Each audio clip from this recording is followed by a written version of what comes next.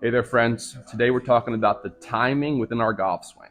Okay, so I think if you better understand the timing you have to work with, especially backswing versus downswing, I think you're going to be able to improve the swing thoughts you're using or the strategies you're trying to use to improve your swing, and then hopefully improve the ball flight and the results you're getting in your shots.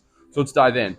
Two kind of key concepts we're going to cover today. We're going to start with face angle control, club face control, and then we'll get into what we would call like low point control, or sort of how we're controlling the bottom of the arc there through what I would call recentering. So let's dive in. Face control first. So the big concept here in both of these departments or themes would be, on average, in the best swings, you have about 3 times the amount of time in the backswing versus the downswing. So I think of it as about a second from when you start swinging to when you hit the ball. And within that second, it's about 0.75 back, 0.25 down. Okay, cool. So from that perspective, I think it's actually easy to appreciate why the majority of golfers would slice the ball. So for me as a right-handed golfer, a lot of golfers slice it as a righty to the right. And I believe that's because you have 0.75 seconds to open this face in the backswing, if you're thinking of it this way, right? And then 0.25 in the downswing. But no one really appreciates, at least I never appreciated the timing for a long time within the game, right?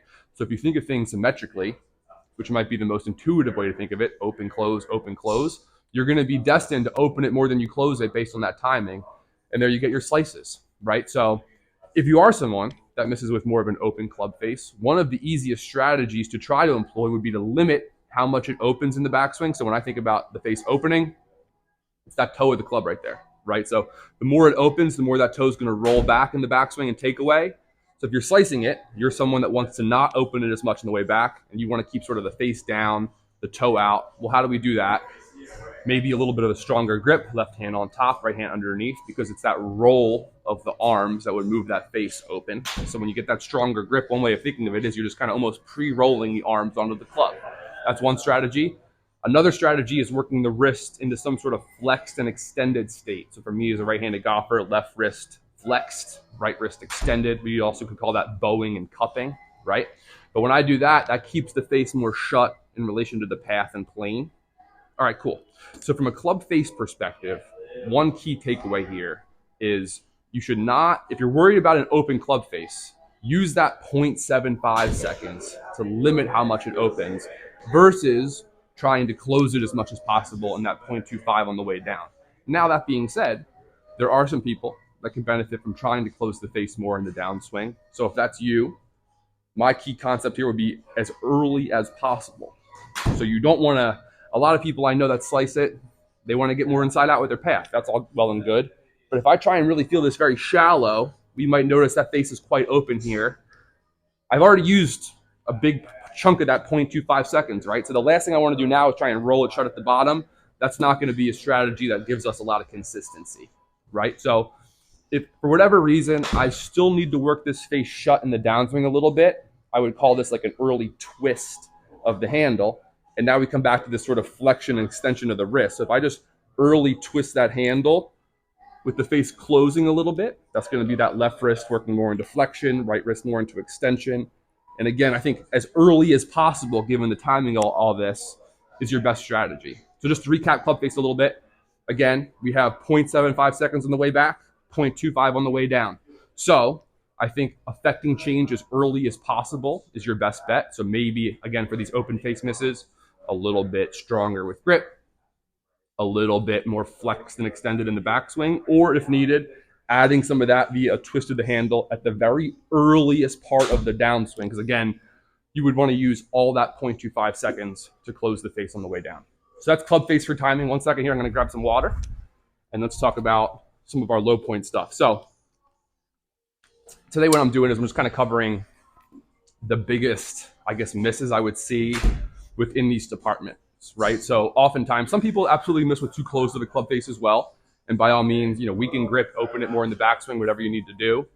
But typically I see a lot of open face misses as a teaching pro. Now, when I come into the low point stuff, back to our timing theme, a lot of people think of it symmetrically, right? So I would shift into my backswing, into my right leg in the backswing, and then I'd come back into my left leg in the downswing. The problem there, again, is we have much more time to move back than move forward. So here's what the best players in the world are doing based on what I've seen and observed and learned, right? So they start with a little bit of pressure in their lead side. It's a very early pressure shift into the trail side, right? So actually, I would argue the harder you want to hit the ball, the more pressure you're going to shift into this trail leg really early in the sequence. We see sometimes 70 to 80% of pressure in that right leg by about P2 or P3, kind of halfway back in the backswing. Now, what the best players are going to do is they're going to start to recenter. So as this club and that maybe trail side starts to rotate back towards the target, our pressure is going to start to shift back towards the target as well. So by the top of the backswing, they're closer to 50-50, maybe even 55-60% back into the lead side. What that allows them to do is then start to finish that kind of shift in the very early part of the downswing, and now they can push vertically off that lead leg through the ball.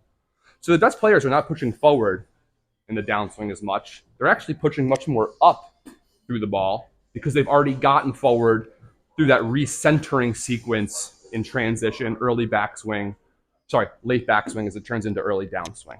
Okay, so what I kind of skipped over there, it's great for power, obviously, because you're pushing a lot off this lead leg through the ball. So the recentering and using that 0.75 to go both back and forward can be very powerful. But also from like an iron wedge perspective, the top miss I would see with low point would be that kind of people get onto this right leg and they don't get back enough or early enough, right? So now this club starts to catch the ground before it gets to the ball. So another big benefit of this recentering is I push into my right leg. I'm going to push back into my left leg nice and early. Now my low point's well forward as I need it to be probably for these irons and wedge shots. And I'm not trying to push the handle forward or my weight forward late in the game.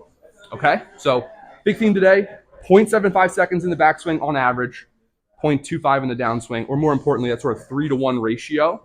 And again, if you understand what's happening there, we can A, keep the face from opening too much, maybe in the backswing, a huge miss in golf, or B, we can also use that time to shift into the trail side and get going back into the lead side before we finish that backswing, so you have lots of room to push up off that lead leg for power and low point control in the downswing. All right, any questions? That's what the comment section's for. Thanks for watching. See you next time.